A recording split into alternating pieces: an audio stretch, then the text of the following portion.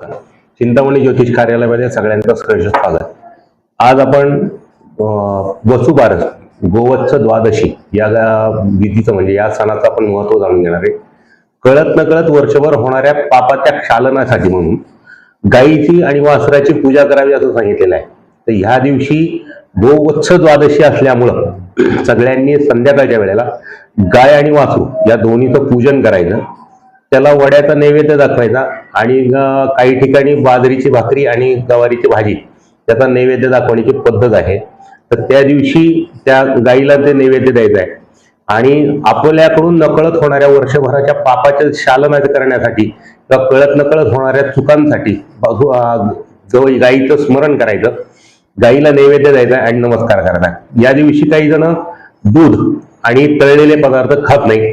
आपल्या नियमाप्रमाणे किंवा आपल्या रीतीप्रमाणे आपण वत्स धेनूची पूजा करावी आणि वसुबारस साजरी करावी. धन्यवाद.